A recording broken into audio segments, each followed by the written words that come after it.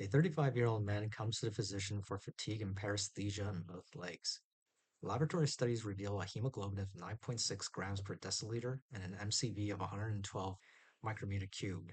A histology slide is shown. Which of the labeled areas is most likely dysfunctional in this patient?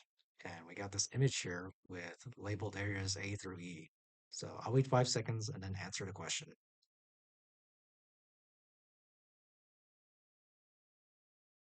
So this patient presents with a megaloblastic anemia. His MCV is over 100, and he has paresthesia. So this is just a very easy, basic description of subacute combined degeneration from vitamin B12 deficiency. So B12 deficiency often results from pernicious anemia, where autoantibodies destroy parietal cells. But whatever the cause is for this patient's B12 deficiency, they're showing you a slide here of the gastric mucosa, right? So anytime you think B12 and how it's absorbed, you got to be thinking parietal cells of the gastric mucosa. Parietal cells, of course, produce both HCl and intrinsic factor, and intrinsic factor is what you use to absorb B12 at the ileum. Now, I kept this question very short and simple because this histology slide, well, not this exact slide, but a similar slide of gastromucosa has shown up on the MBMEs over and over and over. They really, really like for you to know what parietal cells look like for some reason. And there's a good number of you who know subacute combined degeneration, you know parietal cells, you know intrinsic factor, but then you get a slide like this and you always get the question wrong because it's very annoying. So what you got to know about parietal cells is that they are large, round, eosinophilic cells with prominent centrally located nuclei. Now, sometimes they're a little bit mean with the slides they give you, but usually that will get you to the right answer. So here, choice C most closely resembles that description. If you look closely at the image, they're a little bit more eosinophilic, so they're a little bit pinker as opposed to blue or purple. They have these large nuclei in the middle of them that are kind of round in shape. Those are all things that are more indicative of a parietal cell. Now, looking at the other answer choices here, some of them are really obvious and you could just eliminate them.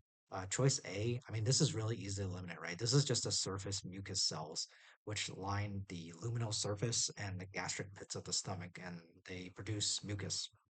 Choice B kind of look like these clear cells that are just under the surface of the mucus cells. These are most likely the mucus neck cells, which lie just beneath the surface of the mucus cells. They tend to have pale, kind of foamy cytoplasm, and they're clustered together rather than forming a continuous layer like the surface cells are. And they also contribute to mucus secretion. Choice D is the one that's a little bit harder, I guess. This was a basophilic, darker or blue or purple kind of cell with granular cytoplasm, is how they like to call it. These are the chief cells. Now, on some of the NBME questions, when they label chief cells, I wouldn't rely on the basophilic nature of them to be able to differentiate them because the NBME is kind of inconsistent with, I guess, the color grading or whatever of the images. Like I said, I would rely more on the shape of the parietal cells to be able to identify them as far as these questions are concerned. Chief cells are not big and round. They don't tend to have like a centrally located nuclei. And like I said, they have granular cytoplasm. And you also want to know that chief cells secrete pepsinogen. I think that's about all you need to know for chief cells. Choice E is also obviously eliminated. This is the muscularis mucosa, which is the smooth muscle layer that separates the mucosa from the submucosa.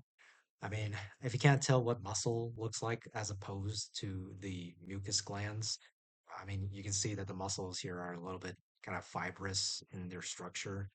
So bring it back.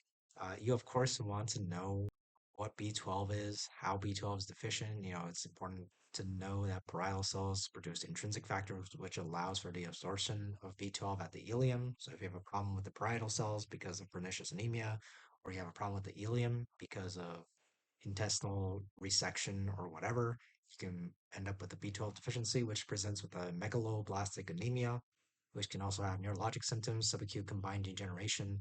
And for the biochemistry stuff, of course, you want to know that B12 can have an elevated homocysteine level, which it shares with a B9 deficiency, actually. So to differentiate B9 from B12 deficiency, You also want to know that B12 can cause an elevated methylmalonic acid level. And if they hand you one of these histology slides of the stomach, you want to be able to spot a parietal cell. They're large, round, with centrally located nuclei, and they're eosinophilic. I hope you found this video helpful. I'll see you in the next one.